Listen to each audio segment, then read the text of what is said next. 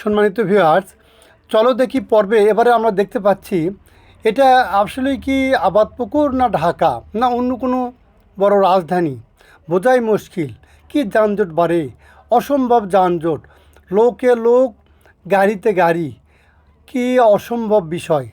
বোঝাই যাচ্ছে না এটা কি আমরা এই কাসুর মোড়ে দাঁড়িয়ে থেকে দেখতেছি।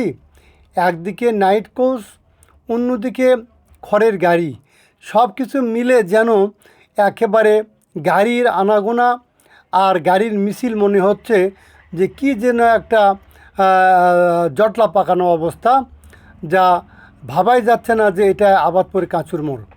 আসলে আবাদপুর তো এখন ব্যস্ততম শহর, যে কোনো সময় এ ধরনের পরিস্থিতি তো হতেই পারে, তাই না? এই জন্য আবাদপুকুরবাসীদের অবশ্যই এটা সুখবর। আমরাও আর পিছে নেই, বরং আমাদের আশেপাশে শহরের থেকেই কিন্তু আমাদের এখানে ভালো বিল্ডিং আছে,